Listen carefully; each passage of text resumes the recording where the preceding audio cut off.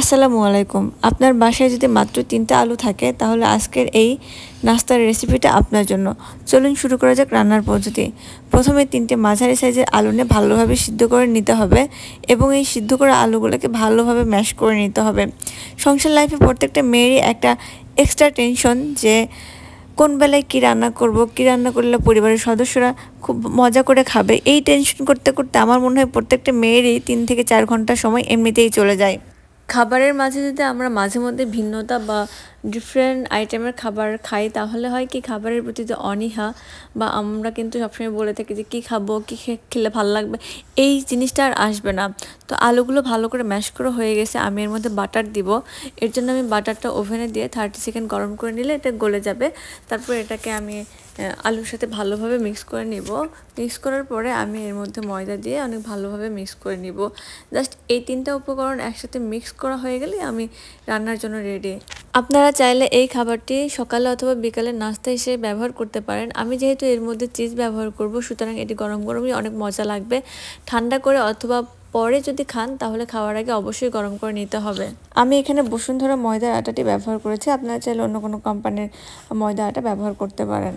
আমি আমার বেশিরভাগ ভিডিওতেই একটি কথা শেয়ার করে থাকি, সেটি হচ্ছে যে কখনই কোনো মানুষকে কাজ না পারার জন্য উল্টাপাল্টা কথা বলবেন না, অর্থাৎ তাকে বাজেভাবে ট্রিট করবেন না। কারণ পরিস্থিতি আপনাকে বলে দিবে যে আপনার এখন কোন দিকে যাওয়া উচিত, কী করতে হবে। জন্ম থেকে একটা মানুষ সব কিছু শিখে আসে না, সুতরাং ওর যখন প্রয়োজন হবে তখন ও অটোমেটিক্যালি সেই কাজটা করে নিতে পারবে, আপনাকে শিখাইতে হবে না। কারণ আমি ছোটোবেলা থেকে যে বড় হয়েছি আমি কখনোই কল্পনা করি নাই যে আমাকে সব কিছু নিজে হাতে এত কিছু করতে হবে, কিন্তু এখন আমাকে করতে হয়। তো এই পরিস্থিতিতে আমি কি কারোর জন্য বসে আছি? কিন্তু না, আমি কিন্তু আমার নিজের কাজ আমি নিজেই করি।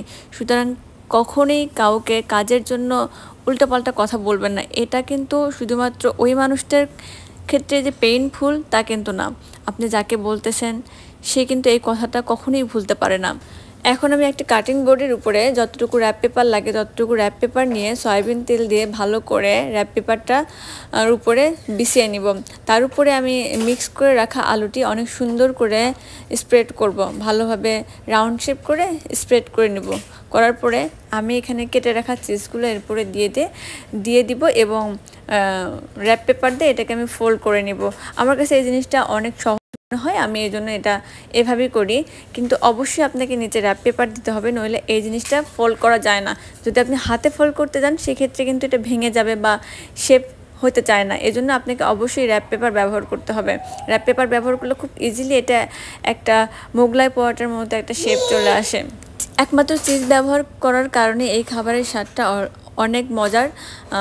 চিজ ছাড়া কিন্তু এটা আসলে একটুও ভালো লাগবে না। তো আপনাকে অবশ্যই এর মধ্যে চিজ ব্যবহার করতে হবে। তো এটা ভালো করে ফোল্ড করা হয়ে গেলে জাস্ট আপনি গরম করা তেলের মধ্যে ছেড়ে দিয়ে ভেজে নিলেই আপনার খাবার রেডি। আমরা যারা বাসার খাবার রান্না করি তারা কিন্তু কখনোই নিজের কথা চিন্তা করে আসলে রান্না করি না। আমরা সবসময় চিন্তা করি সবাই এই খাবারটা মজা করে খেতে পারবে কিনা, এই ব্যাপারটা চিন্তা করে কিন্তু আমরা রান্না করি। তো আমি এটা গরম তেলের মধ্যে ছেড়ে দেওয়ার পরে জাস্ট দেখেন কালারটা কতটা সুন্দর আসছে। 2 পিঠ সুন্দরভাবে ভেজে নিলে আমার রেডি। তারপর আপনি এটা আপনার ইচ্ছা মতো পরিবেশন করতে পারবেন। এটি যেহেতু তৈরি করতে খুবই কম সময় লাগে সুতরাং আপনারা চাইলে বাসায় এটি ট্রাই করে দেখতে পারেন। আর বিকাল অথবা সকালের নাস্তা হিসেবে এই খাবারটা আসলে অনেক মজাদার একটি খাবার। আর এর ভিতরে যেহেতু আমি চিজ ব্যবহার করেছি সুতরাং আমি আশা করব ছোটো বাচ্চারাও এটা অনেক বেশি পছন্দ করবে। আর আমার ছেলেও এই খাবারটা অনেক বেশি পছন্দ করেছে, যেহেতু ভিতরে চিজ ছিল। ওর চিজ এমনিতেই অনেক পছন্দ। চিজ পছন্দ করে না এরকম মানুষ পাওয়া আসলে খুবই কঠিন। সবাই ভালো থাকবেন, আল্লাহ হাফেজ।